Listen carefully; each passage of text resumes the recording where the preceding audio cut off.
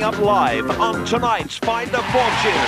Maps to a buried treasure worth millions. Can you crack their hidden code? A house we secretly filmed this week. What we found there is worth a fortune. And a phone call in 5 minutes will make somebody over £15,000 richer. This is Find a Fortune. Ladies and gentlemen, please welcome the woman with all the answers, Carol Vorderman.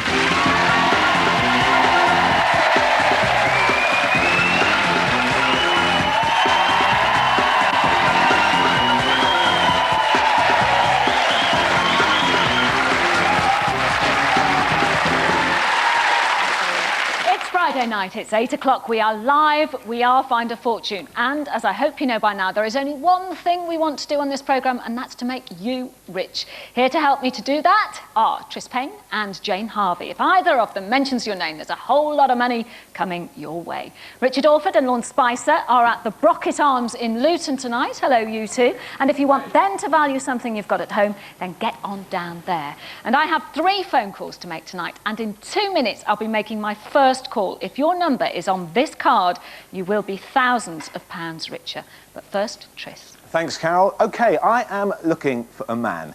He's married and he's here with his wife. He's got 3 children and they are all girls. And, this is the big clue, he's got a sister called Isabel. That would be you, Lindsay Cunningham, wouldn't it? It is. Hello, sir. Welcome to Find a Fortune. Now, I have a cheque for you here for your sister, Isabel. Yes. OK, now, it would be great if you could hand this cheque to her. I'll do that. OK, but there is a problem, OK? She can't make it tonight, and I need to answer you a couple of questions. Yes. OK? You've got to answer these questions correctly. If you don't answer these questions correctly, I can't give you the cheque. Oh, it's a problem. All right? Pretty simple. You ready for this? Here we go. I need to know Isabel's date of birth. 4th of December, 1935. Perfect. And the names of both your parents. The full names. John Black Cunningham. Uh-huh. And Isabella Barr Lindsay. Perfect. OK. That's absolutely perfect, I'm pleased to say. Are you ready for this? Yes. Isabel is going to be absolutely delighted when you see her next, because you will be handing her a cheque from Legal and General for £26,297.48.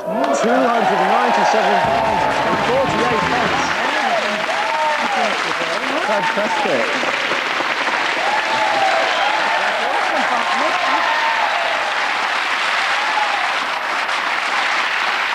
So that's good news for Isabel, and I have excellent news for one of you sitting at home eating your takeaway right now, Indian or Chinese. Put your food down for a sec, because it's time for me to get dialing now. Have you got a 6 in your number?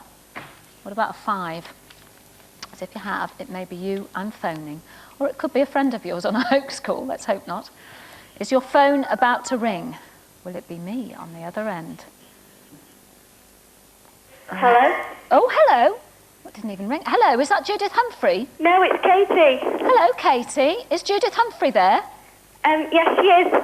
Can you get her, please? Yeah, before I get her, can I have your autograph, please? Ah! You know it was me. Yes, I can, Katie. Just go and get her, will you, please? OK. She must have known my voice. Oh, very good. Well, who's Katie? Hello. Hello, Judith. Hello, Yes? it's Carol Vorderman speaking. You're live on Find a Fortune. Hello. Is that Katie, your daughter? It is. Your very cheeky daughter. She recognised my voice. Now, Well, she was watching it on telly, that's why. fantastic.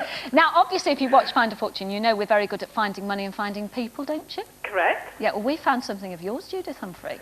In fact, we have found a pension that you lost track of 10 years ago. Right. Now, you used to be a nursery nurse, didn't you? I did. Yeah, working in Manchester Social Services. Manchester. Uh-huh. And you're still looking after children now, I happen to know. I am. I'm a childminder now. You're a childminder. And you've got cheeky Katie. I have got cheeky Katie. Yeah, I've got a Katie of my own. And you've got a little boy as well. I've got a little boy called Andrew. Okay, is he just as cheeky? Not at the moment, he's got tonsillitis. Oh, right, oh, well, keeps them quiet, doesn't it? Now then, we know all of this about you, but we also know about your pension. It's now with Tameside NBC, who administer the Greater Manchester Pension Fund, and it has a transfer value. Would you like to know what that transfer value is? Yes, please. It's in here. Right. Do you like the number 5? Do Do I like the number 5? Yeah. Yeah, it's all right. Do you like the number 10? Yeah. Do you like number 15? Yeah. Would you like the number 18,754 Really? pounds? Wow, thank you.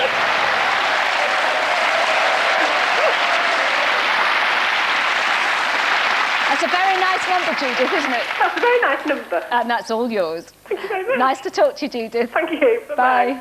Bye. Bye.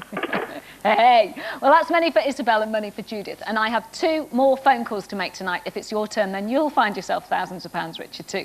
And as for Jane, she's got more than £150,000 she wants to give back to you tonight. But who is Jane looking for? Well, firstly, I have got a whopping great cheque for John Nunnian Davis. John was born in Llanelli and was last known to be living in Holywell, where he used to be a headmaster. Well, sir, you'll be very pleased and a lot richer if you ring us right now. I've also got a substantial amount of money for Richard Neville Harvey.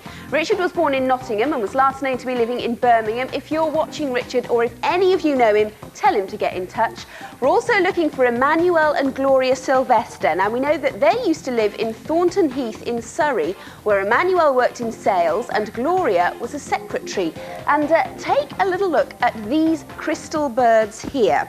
Have you got anything that looks like this at home on your mantelpiece? Yeah?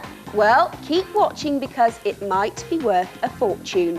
You can call us on 0870 90 90 200. You can fax us on 0870 90 90 212, or you can email us at findafortune@itv.co.uk, and all these numbers are on teletext page 128. Are you, or is anybody in your family good at solving puzzles? Are you fantastic at crosswords? Do you think you'd be a good code breaker? Because if you do, take a good look at this next film. It could well be worth your while.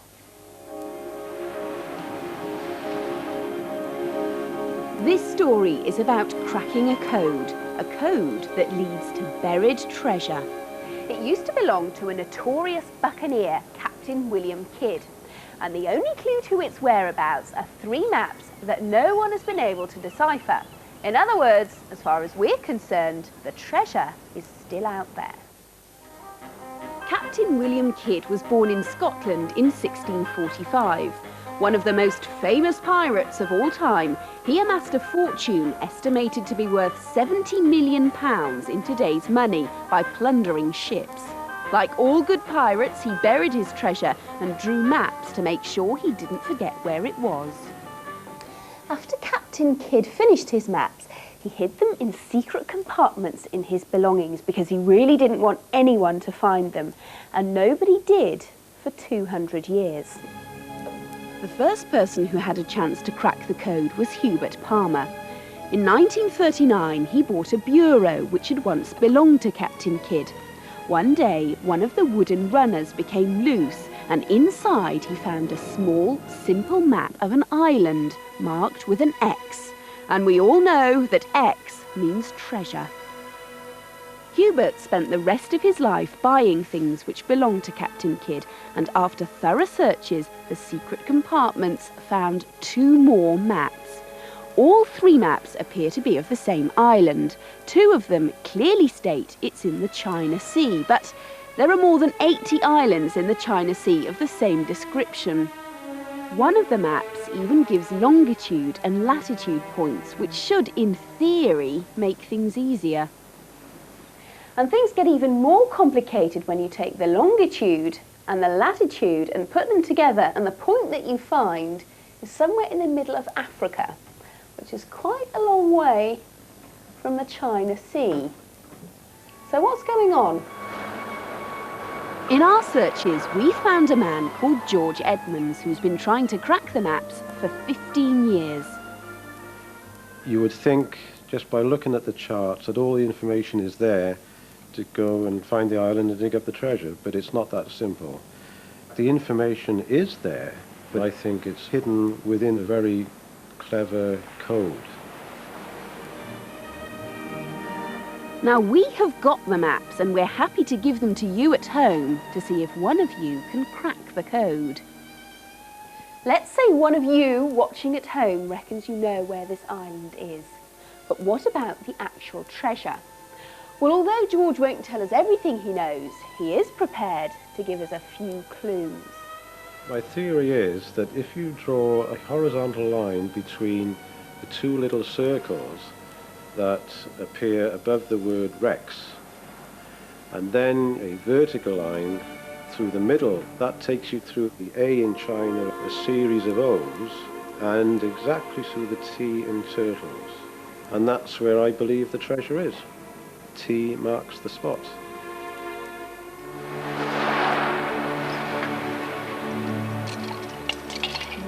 So T marks the spot, or X? Well, we obviously wish George all the very best, but he hasn't found the treasure yet. So there is still time for you to have a go. First of all, you'll need to crack the codes of the maps, and here are those maps. If you want to see a copy of these, they'll be on our website, and we'll tell you how to get there at the end of the programme. Or you can write to us. We'd be delighted to send you copies. Write to us at Treasure Maps, Find a Fortune, P.O. Box 30,000, London SE1 9GR. And for this, you must enclose a stamped addressed envelope. So perhaps you can solve this mystery once and for all. But now it's time to find out what Richard and Lorne have uncovered in the treasure troves of Luton. Hello, Ricardo. Put that down. Hello there, Carol. Hello. Yes, yeah, mine's a large one. Yes, I'm indoors this week, for the time being at least. Anyway, we're going to be going outdoors. It's a lovely place here, and we're going to kick off with an appeal that we did last week. We asked you for your Royal Dalton and your Beswick figures, and you replied in your hundreds, and one of you that replied was this chap here. Hello. Adrian Cowdery. Good evening, welcome to the show, Adrian. And you brought along this fabulous set of snowman figures. Now, when did you first start collecting these? We started collecting them one a month in '91. Right. It took us about 18 months to collect them. Okay, and how much were they? About £12 each. £12 each at the time. Which is your favourite then? You got a favourite? Our favourite one's this one. I see. And you got one you don't particularly like? The skier we don't. Any particular reason? You just don't like the look of him? Doesn't go with the rest of them, really. Well, nevertheless, Lorne, I bet you really like this collection, don't you? I do, because to me it's a real classic example of collectibles as opposed to antiques, because when they actually discontinued this, Royal Dalton that is, sort of back in 92, 95, they actually discounted these in the shops, so although you've paid £12, some people have picked these up for £6 each. And what's quite interesting, as you say about the skier, that was produced from 1990 to 1992, and not many people liked it at all. No. So therefore, not many people actually bought it. You did the right thing and bought it, you see. But half of the problem was that this character didn't feature in the film, so that's why people ignored it. So 12 quid, if I told you that was worth £500, what would you say to me? The whole collection is just an amazing value. It's £2,600. Wow, £2.5 grand, that's amazing. Well done. Thank you very Congratulations, and thank you very much for bringing them along. And if you've got any collections at home, Royal Dalton or Beswick, and in particular, if you've got any Beatrix Potter figures with the gold stamp on the bottom, so have a look at those, then please do give us a call. We'd like to see them. There's a number on the screen throughout the show. And now, over here, we move to Paul Wells, who's brought along 4 signed photos of the king of rock and roll, Elvis Presley. Now, how did you get hold of these photos then, Paul? Well, when I was serving in the British Army in 1959, I travelled to Frankfurt. Elvis was in the American Army, and I took photographs of him. I see. Now, you got these photos developed, and then you actually went back to Elvis's house, didn't you? I knocked on his door and met him. Right. And what was he like? All right? He was fantastic. Excellent. And he signed them all for you as well? Signed them all for me. And he was a real nice fellow. Right, well, Lorne, I know that Elvis is quite a popular chap in the collecting world, isn't he? Oh, just a bit, yes. #1 king of rock and roll and all that. I love these photographs, though, because this is sort of, to me, when he was in his element. So good looking, isn't he? You fancied him, didn't you, really? Well, I fancied him at that age, yes. Unfortunately, I wasn't around, though. Yes. I mean, they're very, very interesting. What we've got as well, of course, is we've got them all autographed by the king himself. Yeah. And it's just a classic image for any Elvis Presley collector, definitely. And of course, you know, the fact that these were taken and you own the actual rights to those photographs, we tend to see so many press shots, very little shots that are actually so personal like this. OK, so how much did we expect this to fetch at auction then? Well, each photograph is worth £600, so in total £2,400. Oh, wow. That's excellent. That's brilliant, isn't it? That couldn't have cost you very much, could it, to have taken that? Well done. Is that how much you expected? Yeah, well, I thought it would be, you know, being Elvis. Well, thank you very much for bringing them along, Paul. That's excellent. And that's not all, because we'll be back a little bit later on with some more fantastic collections. But right now, it's back to you, Carol. Thank you very much indeed. See you in a few minutes. Now, over the last weeks, we've seen and valued some wonderful things. Photographs, as we've just seen, of Elvis Presley, sketches, clothes, all of which once belonged to famous people like Muhammad Ali, Marilyn Monroe and the Beatles. Well, we're about to see and hear a whole lot more, and to tell us his story, please meet Peter Butler and his partner, Sylvie.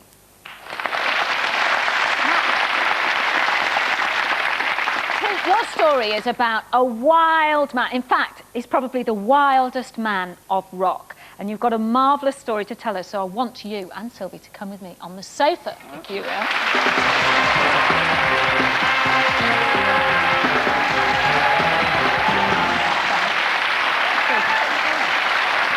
Plonk yourself there and down there. Now then, Pete, you've got to know this man very, very, very, very well, and I just want you to have a look at this film. Middlesex lad Pete Butler grew up in the swinging 60s and, like a lot of his generation, was a fully fledged cutting-edge mod. The music was like nothing Pete had heard before, and he loved it, spending night after night listening to live bands playing at his local club, the Blue Moon. One thing led to another, and before long he became roadie to 4 young hopefuls, calling themselves The Who. Well, when these boys got big, Pete was there with them as personal assistant to the band's legendary drummer, Keith Moon. For 13 years, Pete had the fantasy job, and what a life it was. A-list parties, world tours, and a whole lot of rock and roll. Whoa, what a great story. And you were sitting there really embarrassed because you didn't know we got those photos, did you? No, I didn't, no. No, I think Sylvie might have had a hand in that. But great hair. Down to here. Well, that's pure rock and roll. this leather skirt is rock and roll, yeah. Ageing rock chick look, this one. Now, you were Keith Moon's PA. Now, he was wild, wasn't he? The stories about him were legendary. Just tell us a couple. Well, the one when I first started, actually, I met him in the office. When I first started, I was 17. He used to share a Bentley with John Entwistle because they couldn't afford a car each at that stage. I was on £15 a week, start-off salary. Yeah. Came out of the office, we're going down St John's Wood Road in London. I'm driving a transit, Mooney parks, pulls up by the side of the traffic lights, goes in a smoke bomb. Into your van? Into our van. He steads off, he leads us, and the whole van's just covered in blue smoke. And that's it, the police arrived and we're taken away, arrested, and Keith's gone into the sunset. So that was my first introduction to the Who. Behind. I know that was within 15 minutes. There are loads, and that's within 15 minutes, and it got worse and worse and worse, or better and better. Better and better. Yeah. Had a great time. And you've obviously, during that time, you got together a number of things which had once belonged to him. Now, we saw you with this helmet earlier. Just tell us about the helmet. That was on one of their albums. Yeah. Covers. This one here, Odds and Sods. Odds and Sods, that's right. This is the one that Keith wore. That's it. That's the one that Keith wore, and that was taken in Chicago. Yes. And straight after that, he collapsed and we had to get him to hospital. Oh, really? Yes, he liked his little tipple too much, as they say. Yes, a lot more than that. But that's how I kept that over the years, and just found it in the loft. Found it in the loft. And next to that, we've got some tax discs from these are off his Rolls-Royce Corniche, and obviously off his Lilac Rolls-Royce. And did you drive those cars as well? I drove them all, yeah, Ferraris, ACs, and everything. Now, can I ask you, Pete, there's one story which is particularly famous or infamous about Keith Moon, was that he drove a Rolls-Royce into a swimming pool at one time. Is that correct? No, that's not correct, actually. That was a bit of hype and PR. But he did actually drive a car into a swimming pool. That was on his 21st birthday in Flint, Michigan, where he got a little bit too joyous, shall we say, after his 21st, and actually drove a Lincoln Continental into a swimming pool with no water in it and broke all his teeth. So now we know the truth. That's excellent. You solved that one. Now, I know you've got lots and lots of things. You've got loads of photos of you with Keith here as well. But I happen to know that you've got lots of things in your house because Sylvie here has helped us to have a look at them. And you thought they were all in bags in your loft, didn't you? Well, while you were away at work one day, Sylvie allowed us in with the cameras, didn't you, Sylvie? It was a busy week. And we'd just like you to see what we dug out. What Pete has is a treasure trove of classic rock and roll memories. Pete acquired these pieces when Keith moved house, and what a collection it is. There are Keith Moon's stage shoes, rare posters, props, gold and platinum discs. The range of goodies is vast and includes everything from a silver cigarette case, a personal gift from Ringo Starr, to the hat Robert Redford wore in The Sting. But in pride of place is what must have been one of the most exclusive address books in town. These numbers were definitely ex-directory. And you didn't know, did you, that we'd didn't know a filmed all of thing that? at all that you was doing that, and now I know. someone's going to pay dearly. Now, Keith died when he was very young, didn't he? Was he 31? I mean, terribly young. It was a tragedy, really. But that was all drugs and alcohol. Excess. Yeah. Now, when I know you phoned in, didn't you, when you saw a Keith Moon jacket being valued by Lorne Spicer? Well, we've had your collection, again, completely unknown to you, valued by Ted Owens, who's an expert in this field. And he said that it's just, well, it's a unique collection. It's fantastic. And he's put a valuation on it. Would you like to know what it is? Cool. Okay. He has valued your collection at £120,000. Drinks are on you tonight. About 30,000 top left. That's great. You didn't know, did you? No, I didn't. But thank you so much for telling us your story and for coming in tonight. Thank you for Thank having you. us. Thank you, Pete and Sylvie. welcome. Oh, yes, Thank indeed. you. We're big, we're bold, and still to come tonight. British Telecom has given us this list worth £7 million, but why? Because they haven't got your number. If you are on the list, you're owed money and they want us to find you. And talking of phone numbers, I have 2 more calls to make, so 2 of you watching at home will be thousands of pounds richer by 9 o'clock. Yes, we are live, and we are Find a Fortune, and we'll be back after the break.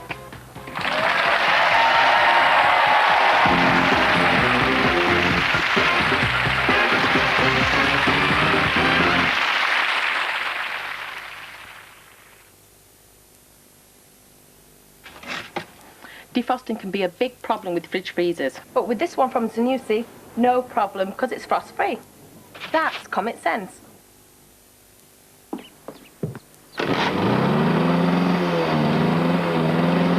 Do you sometimes feel like you're just moving dust around instead of picking it up? That's why Spontex Sprint Magic Dusters are specially impregnated to make dust stick to them and get your house Spontextra clean. Oh, he's not at his best. He's had a touch of nappy rash. She's playing in new Huggies.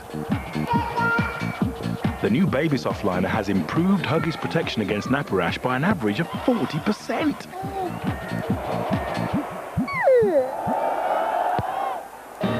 Huggies Baby Soft are so soft and dry, they feel like you're playing with nothing on.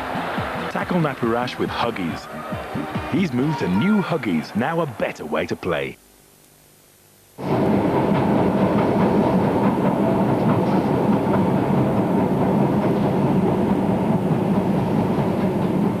Some irritations are easier to get rid of. Once is a completely different cream from Caniston. Applied internally, it has 10 times the active ingredient to quickly soothe and clear thrush. Chester Zoo's elephants now have a huge shower, a swimming pool, and lots more space. Just right for a growing family. Chester Zoo, always new.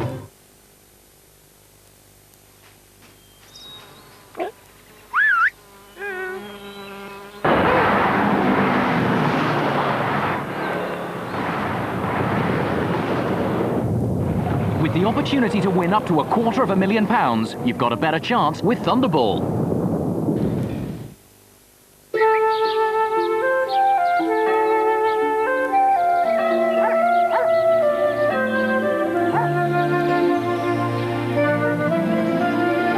Here, we take the time to follow a traditional recipe, using the best ingredients to create the incomparable.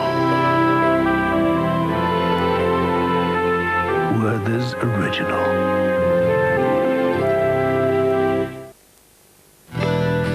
Enjoy a fresh experience at Harvester. Oh, when will there be a harvest for the world? Velo de nona, ¿cómo están?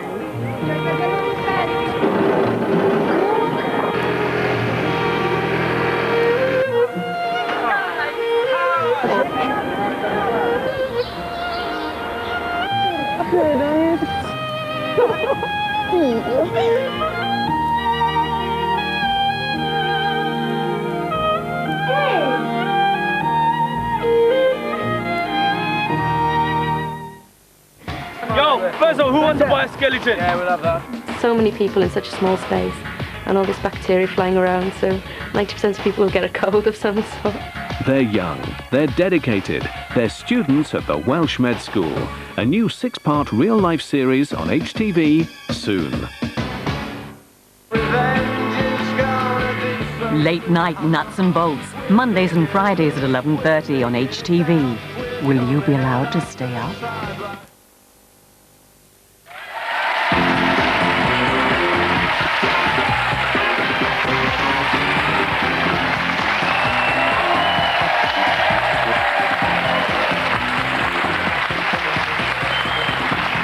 Welcome back to Find a Fortune. We are live and we are raring to go. Coming up.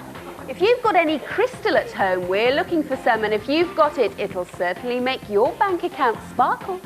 If you are one of the names on this list, you are in line for a share of £7 million. And what I've got in this envelope is worth more than £15,000. Is it yours? If it is, I'll be phoning you to tell you very soon. But now, Chris. Thanks, Carol. Now, there's a lady sitting in the audience who wrote to us back in June.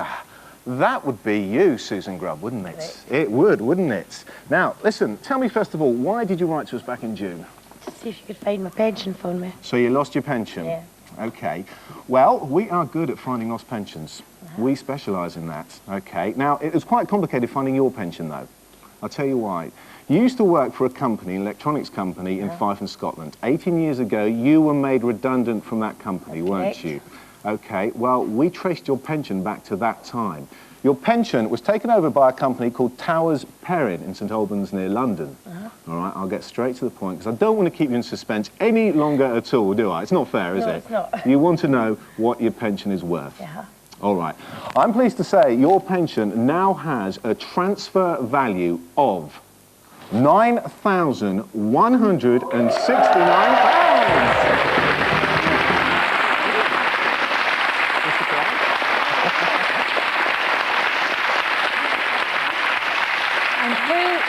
Jane want to find? Jane? We're looking for help in finding the blood relatives of a lady called Elizabeth Ann Penfold. Now, if you recognise her or this film coming up rings any bells with you, please get in touch. Elizabeth Ann Penfold was born in Kensington in London in 1929.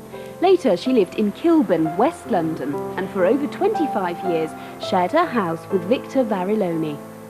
I met Bet in Woolworths, Oxford Street, and she was working in the canteen, and she asked me for accommodation, which I gave her, and we was together ever since.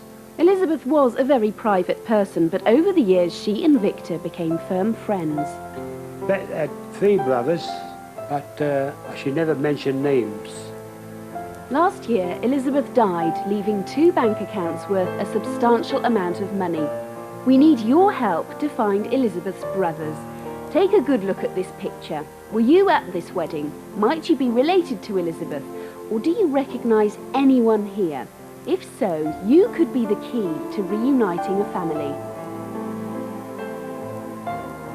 Now, as I said, Elizabeth left a large sum of money when she died in April 1999. So if you think you have any information which might help us find her brothers, please contact us. Our number, as always, is on the screen.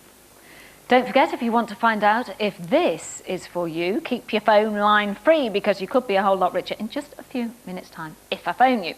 But now, time to go back to Richard and Lorne in Luton.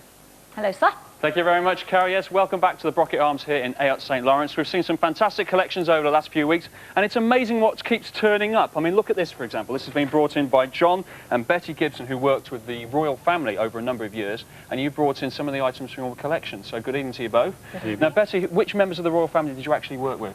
Well, first of all, I worked for the Duke and Duchess of Gloucester, and then I worked for the Queen and the Duke of Edinburgh at Clarence House. Well, you don't get much bigger than that, the Queen, do you? And how about you, John? You actually worked for a very well-known politician, didn't you? Yes, Sir Winston Churchill. Wow, so the two of you are really connected, aren't you? That's great, that's fantastic. And how did you acquire this coronation stool that you brought along? I just got in contact with the Ministry of Works and they said, yes, I could have one. Right, very lucky. Yeah. Very nice of them. Lorne, so a fantastic collection and loads of great provenance here. Yeah, provenance, fantastic. We've got letters here which are signed by the Queen. We've also got, I mean, I really like this. This is a logbook of the sort of menus that you prepare for the Duke of Edinburgh, and he's put his own little comments on it, like things to do with like the fillet of beef, you know, yes, could do with a little bit of beer.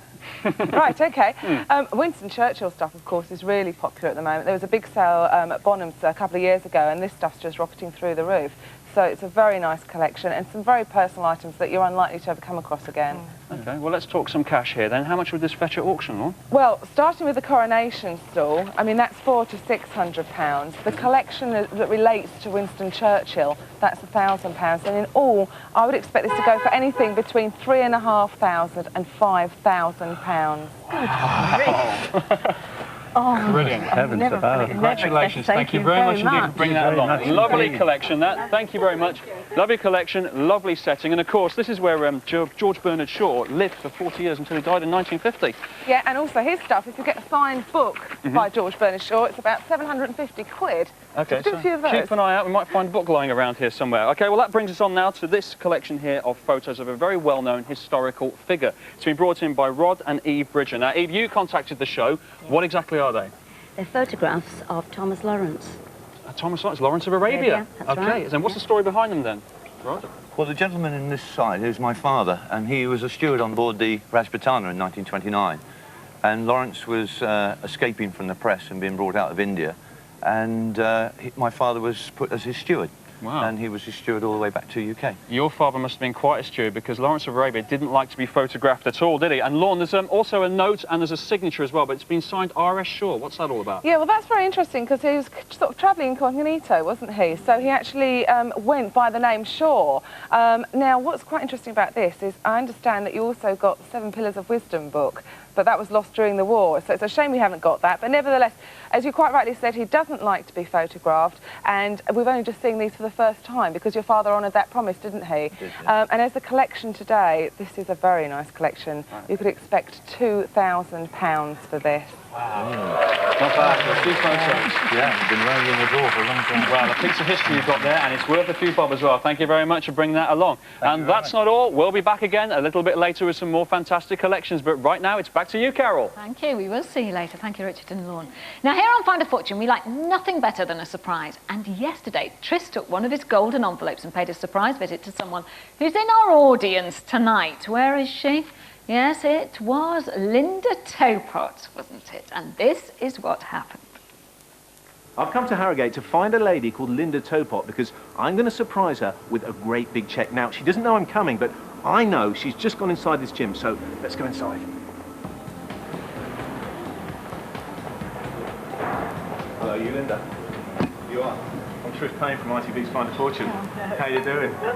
We surprised you, haven't we? Yes. Doing the weights. Oh, no. What a moment to catch you. Do you want to put your weights down? Yeah? Do you want to sit up? I think you need to sit up. Stay sitting down, though. You need to stay sitting down for this, OK? Cast your mind back. You took out a policy with Standard Life back in 1988. Yeah. OK? Remember that? Not really. No, you don't remember that? No. Good, good, Go good. on. Well, listen, I've got a cheque here in my golden envelope from Standard Life for you, Linda, OK? Yeah. Before I can give you this cheque, I need to just establish a few things. OK, here we go. What I need to know is your middle name. Mary. Mary, exactly what it says on my card. OK, now, I've got a cheque for you here from Standard Life, Linda, for £9,665.66. I'm not kidding. Are you going to come with me?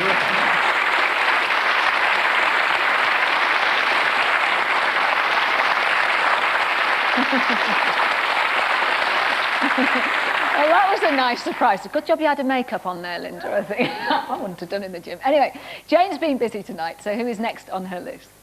Well, the next person that I have a gold envelope for is Ian Archibald Park. The Ian that I'm looking for lived in London and worked as an export manager. Ian, there is a very big cheque inside this gold envelope, so if you're watching, get dialing, or if you know Ian, tell him that we've got some news that he'll definitely want to hear. Michael John Cox, the cheque inside this gold envelope is yours. If you're the Michael Cox who was born in Northern Ireland and used to work in London as a doctor, then make that call now. And we're looking for a Catherine Mary Hurley. The Catherine we're looking for is in her 50s and she lived in Ireland. If you know Catherine, ask her to get in touch because this cheque has her name on it. If you're watching and thinking now, I know that person, then please call us because those calls have meant that we have found nearly everybody that we're looking for. So you can call us on 0870 90 90 200. You can fax us on 0870 90 90 212, or you can email us at findafortune@itv.co.uk, and all these numbers are on teletext page 128. Jane wants to give you your money back. I want to give you your money over the phone. And Tris has a cheque to hand over right now, but who to, Tris? I do, Carol. I've got a cheque for a man who's here with his wife called Emily. That would be you, Robert Appleton, wouldn't it? Now, I'm going to have to get in there somehow. OK, so make way. Here I come. I'm bearing a gold envelope. It's good news. No, I need to go a bit further yet. Sorry, Robert. No, you go this side, Robert. I'm sitting just here. I like that. That's very nice. It's very pretty. It's a pashmina, isn't it? That's right. Oh, I do know something, you see. Right, Robert, sorry about that, Robert. OK. Now, listen, Standard Life have been looking for you. Have they? OK, yes, they have been looking all over Glasgow for you, but you've moved around a bit, haven't you? Right, yeah. OK, well, I'll tell you why they've been looking for you, because you took out a policy with them back in 1972. You paid £1.74 a week into that policy. They came to us because they couldn't find you. OK? We found you. You're here tonight. I want to give you this cheque in my gold envelope, but I can't. Until I ask you a couple of questions. All right, go ahead. OK? Now, you ready for this? Uh-huh. Nothing too hard. Right, I need to know your middle name. Lionel. Lionel, year of birth. 1930. You sure about that? Yeah. Positive. OK, I'll take 1930 as your final answer.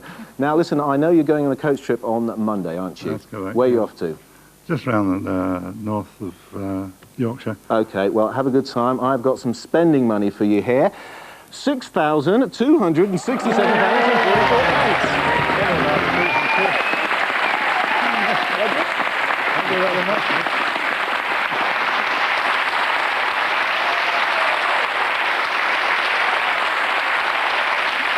Well, now it's time for my next phone call, and that means money for one of you sitting at home right now. So have you got a 4 or a 9 in your number?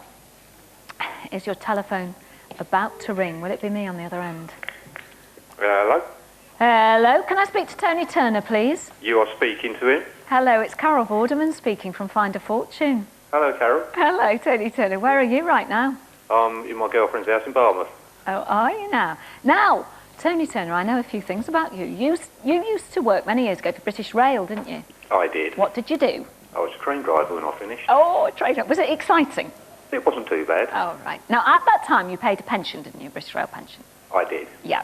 But you left them, what, nearly 20 years ago? Nearly 20 years, yeah. Yeah, and you forgot all about that pension, didn't you? I did. Yeah. Can you just tell me what you do for a living now? Where do you work?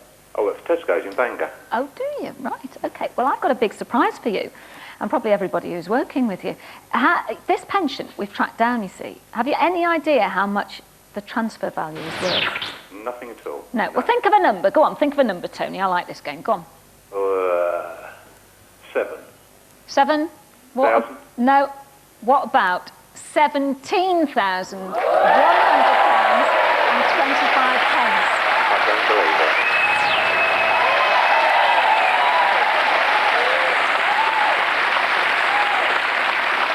How about that, Tony? That is fantastic. Thanks very much. Are you pleased? I am over the moon. So you're even more pleased that you used to work for British Rail now, are you? I am now, yeah. OK. Well, I hope you have a fabulous weekend, you and Debbie, and raise a glass, won't you? I will do. OK, then. Enjoy. Bye, Tony. Thanks a lot. Bye-bye. Bye-bye. Bye-bye. Still to come. Do you have any crystal that looks like this? If you do, we'll tell you after the break if it's worth a fortune. And I have good news for thousands of people who are on this list. If you are on it, you've got a share of £7 million. And inside this envelope is another windfall, this time for someone at home. Is it going to be you? Stay with us. We are live, we are Find a Fortune, and we will be back.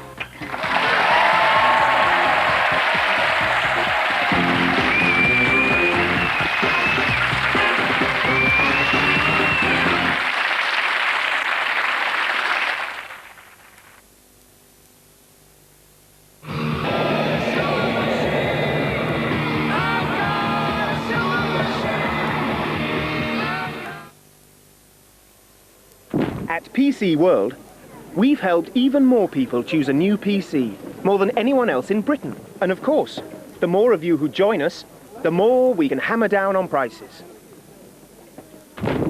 Driving them even lower, right across Britain's biggest range of top-name PCs.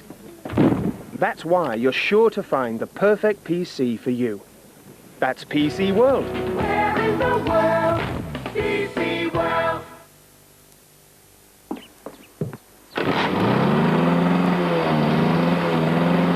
Do you sometimes feel like you're just moving dust around instead of picking it up?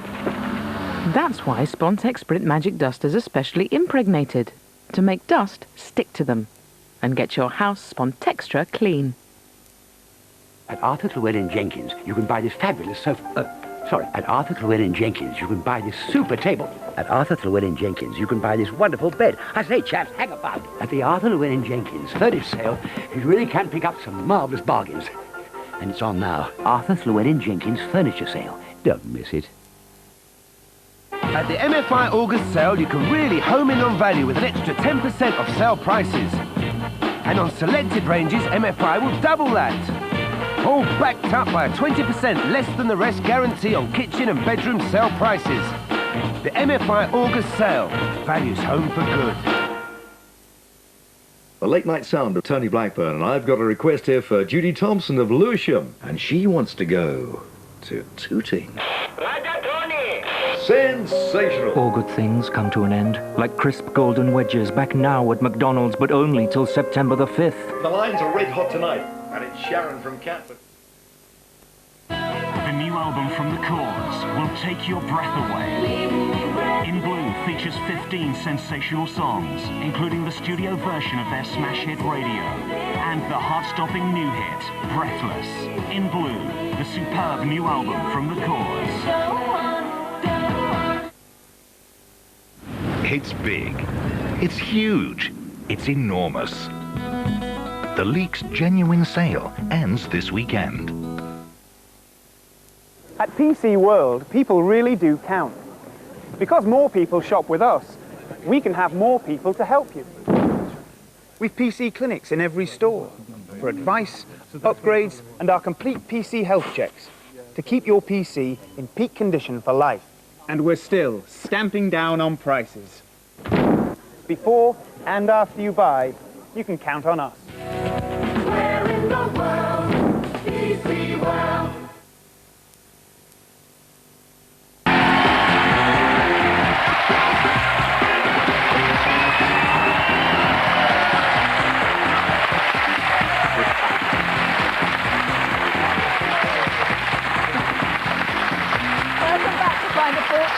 So much money, so little time. So, moving on. It's list time again. If you're on this one, and thousands of you are, you have a share of £7 million.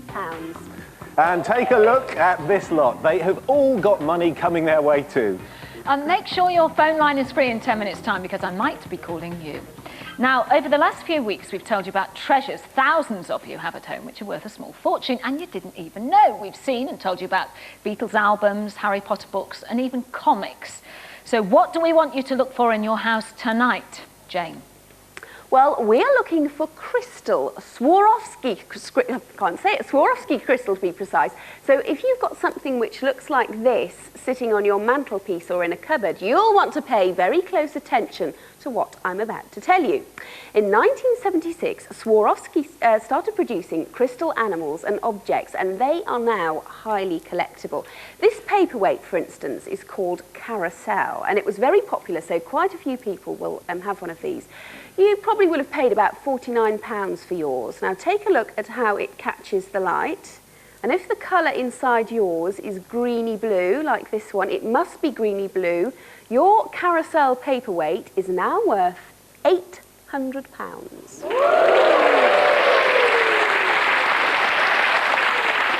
Now, if you've got one of these, it's called woodpeckers. 30,000 of them were made. You would have bought yours for around £97. Have a look at the base of the tree. If you can't see through it, which means it's opaque like this one, then your woodpeckers are now worth £1,000. But here's the interesting bit. If the base of your tree is clear and you can see through it like this one, your woodpecker is not worth £1,000, it's worth £1,500. And we stay with birds, so to speak, from woodpeckers to lovebirds. Oh. Now, these would have cost about £85 to buy. They're absolutely beautiful, aren't they, kissing there? Are there any lovebirds in your house? Keep it clean. If so, make sure they're nestling in a safe place, because your £85 investment in these two little lovely creatures is now worth £2,500.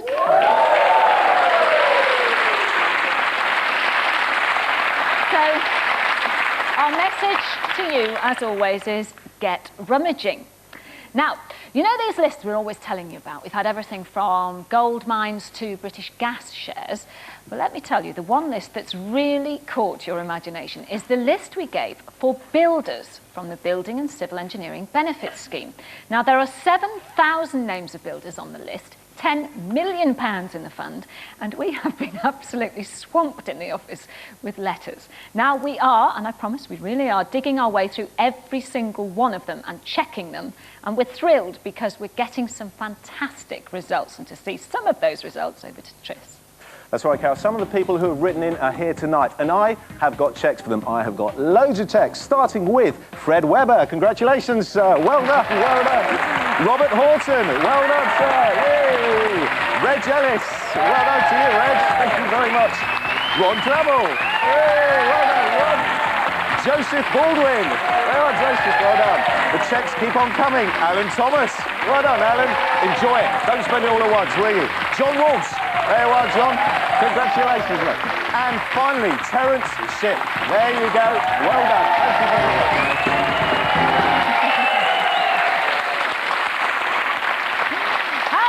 Happy men. Now, there are still a lot of names on that list. So, if you were a builder, if you're aged between 65 and 70, you worked in the building trade, and you think your employer paid holiday money for you into a scheme, particularly into the Building and Civil Engineering Benefits Scheme, then write to us with your full name, your date of birth, and, if you've got it, your national insurance number. And send all of that information to Building Pensions List, Find a Fortune, P.O. Box 30,000, London, SE1 9GR. Well, now time for a new list. Now, I'm always telling you, aren't I, to keep your lines free for my phone calls. Well, those telephone lines themselves are worth money. So if you have a phone, time to sit up and listen. It was 1984, and the government was ringing the changes with the launch of British Telecom as a privatised company. Oh, congratulations on your... The wires were buzzing as millions of shares were snapped up. Brits dialed like crazy to invest anything from a minimum of £260 upwards in the biggest privatisation the country had ever seen. Oh, it's exactly what we need. It certainly was, because that minimum investment is now worth almost £2,000. This I didn't know. And here's the biggest surprise. Thousands of you must have had the phone off the hook for years because your shares have earned money that's never been claimed. You can't have everything. Well, now you certainly can have more. To be precise, £7 million more. You've never said anything. Now it comes out. Does this ring any bells? Have you ever dabbled in BT shares? If the answer's yes, then get in touch. What are you doing? I'm giving them a ring. If your name is on our list, then you might find a fortune at the end of the line. Now that I do like. Yes, it is good to talk to us. Now, why is this pot of £7 million in unclaimed dividends sitting there? Well, you might have bought shares and then forgotten to tell BT when you moved house, or you might have inherited shares without even realising it. There are literally thousands of you who BT have been unable to trace on this list. So, how do you find out if you have a share of the £7 million? Jane? Well, you have to write to us at British Telecom Shares, Find a Fortune, P.O. Box 30,000, London, SE1 9GR. And please make sure that you mark the envelope British Telecom Shares. I've got a feeling we're going to be having tens of thousands of letters this week. Well, I'll be using my phone again in 5 minutes' time. So if you have a 1 and a 9 in your phone number, keep your phone line free. I could be calling you. And remember, you will not be expecting my call. But now it's time for our last visit to Richard and Lorne. Richard, what have you found this time? Hiya, Carol. I've got another fascinating collection for you right here. We've got Stephen Grosvenor. Now, Stephen, good evening. Welcome Good evening, to the show. Richard. Tell us the story behind this shirt here. This shirt is Joe Mercer's 1950 FA Cup winning shirt. It was the captain at Arsenal at the time. He gave it to my grandfather after the victory in the dressing room, so it's been in the family ever since. You've got loads of Arsenal gear. Who does this cap belong to, for example? That is Laurie Scott, who played in the same game Another for big name. Arsenal. Yeah. That was his England cap, 1946 to 47 season. And how about that book over there? Because that belonged to your father, didn't it? Yeah, my grandfather took him into the dressing room and he got the whole team to sign the photo for him. Fantastic. So some very sentimental items here for you, but Lorna, I suppose they're of great historical interest to football collectors, aren't they? Well, they are, and I think, as we know now, the football market's moving and moving. And what's particularly interesting is this photograph here, because he was a physio, wasn't he? Yeah, and have you checked those socks out? They're massive. They are, aren't they? It just shows you what sort of kit they were wearing in those days. I mean, things have changed dramatically, obviously. But it's very difficult for a lot of the auction houses now to get genuine, play-worn jersey shirts and caps. You know, a lot of them have been through hands, been through auctions, been sold. Of course, there's a lot of replicas around, but not something with such genuine provenance as this. OK, so how much for the collection then, Lorne? Well, I think you can expect the cap, for example, to sell for between £500 and £700. And the jersey, conservatively, about £2,000 to £2,500. But it could be more. So in total, the collection between £3,000 and £3,500. Wow, that's great. A couple of programmes and a shirt and a cap. They're brilliant. Thank you very much indeed. Richard. Thanks for coming in. Excellent. Thank you, Steve. What about the viewers at home then, Lorne? What kind of sporting memorabilia can they go and look at? Well, I think what's so important is when we're talking about sporting memorabilia is provenance. I mean, that's excellent provenance. We know that anything that's signed is genuine. And there's a lot of fakes out there, so you need to be aware of that. Motor racing is a good bet as well. OK, so it's got to be real. Got to keep it real. OK, well, let's get down to our final collection now. And now you're talking my language. Star Wars toys. Fantastic. We've all got these at home of a certain age. And this is John and Mary. And John, this is actually your collection, isn't it? How did it all get started? Well, my nan started buying for me when I was a kid. Then Mum and Dad took off for birthdays and Christmases. And I see. It's gone on from there, really. And, of course, we had the Phantom Menace released last year. Do you still collect all the stuff? All the time. If it has a logo on it, I'll buy it. You're straight in there? Yeah. What do you think of this collection then, Mary? Very impressed, yeah. Now, I didn't expect you to say that, strangely enough. I thought you'd be the sort of long-suffering partner. Well, my brother, he had Star Wars when he was younger, and I've always grown up with Star Wars. So, have you got a favourite there at all? The Falcon there. The Millennium Falcon. Brings back memories. Lorne, what do you think of this collection then? Well, it's very, very interesting. I mean, we've got lots more than this, obviously. Millennium Falcon that you mentioned, what's so important, of course, is that this is a complete piece in its box. And because these toys are so recent, collectors want the best example Minton box. They don't want things that have got damage. Particularly, for example, with the figures on the cards. I mean, very few people have actually got the figures on the cards. Most people would have played with them. You didn't play with them. That's very disappointing. There are rumours, of course, that when the 1977 film sort of, you know, dived effectively, a lot of these toys were left around shops, and they went and got buried up in the Midlands in a pit. Wow. So there are people digging away in the Midlands. So how much are we looking at then, Lorne, for the collection? The collection as a whole is worth between £4,000 and £5,000. Bet your daddy started collecting them. Fantastic. Thank you very much for being along. That's all we've got time for this week, but next week we'll be coming from Wapping. So join us for that, the final show. But right now it's back to you, Carol. Thank you. Excellent. Thanks very much, Richard and Lorne. OK, there's just time for some news from Jane. What's been happening tonight, Jane? We've had over 8,000 calls already, a great lead on John Nunnian Davis, the Welsh headmaster. Julie from Swansea has given us a number and we're checking that out. And a lady who says she used to live next door to Gloria and Emmanuel Sylvester, she reckons they've moved from Surrey to the Midlands. So if that rings any bells with you, get in touch with us. Right, now, more money. I've got a cheque with David Allen White's name on it. We know that David lived in York, where he worked for the RAF as a radar fitter. David, this cheque is yours, so please call us now. Next up, Brian John Phillips. If that's you and you once lived in Gravesend in Kent and you worked as an office manager, get in touch. It's definitely worth it. Finally, I'd like to hear from Malcolm and Lillimore Wood, who used to live in County Down in Northern Ireland.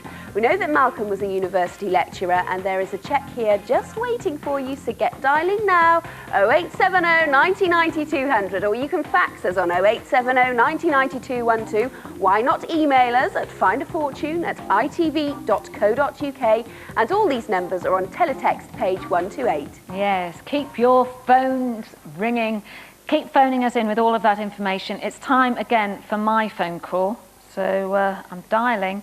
This number has a 1 and a 9 in it. Hello? Oh, heck. Just quick. Can I speak to Derek Mann, please? Yeah. Hello?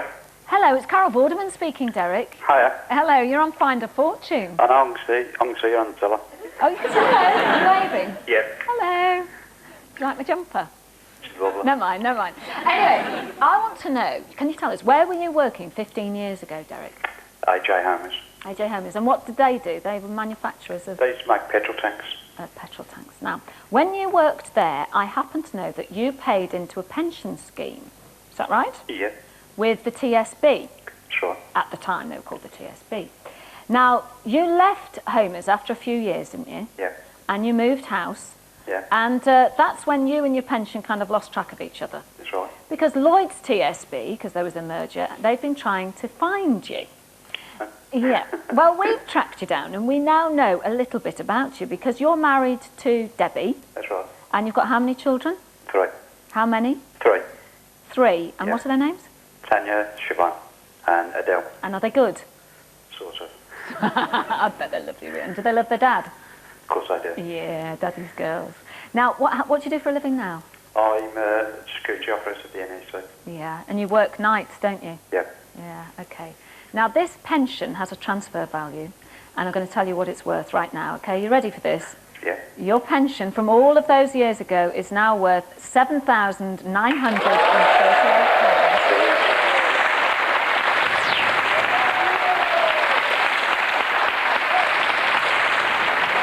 Enjoy, Derek. Bye-bye. Bye.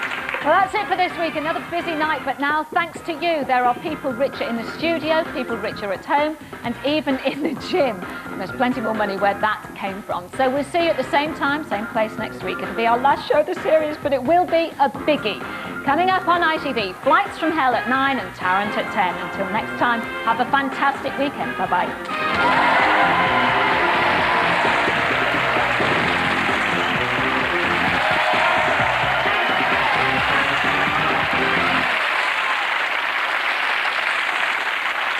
You can find our website at www.itv.co.uk.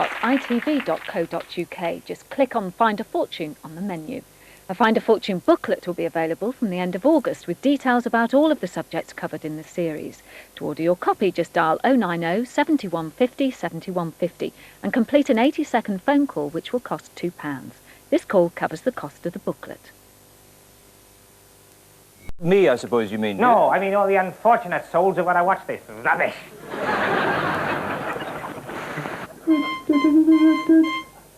Sheep.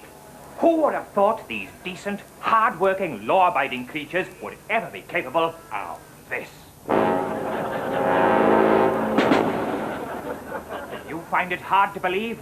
You wouldn't if you were Mr. Quim Williams of the Halibut estate of the Fishguard. Quim, can a few sheep cause such terrible damage? Well, if you lived on this estate, you'd realise that the sheep can cause this much damage. And with their droppings, well, the threat to the health of the people in this estate isn't very, well, it isn't very nice anyway. Not very nice as an undergarment.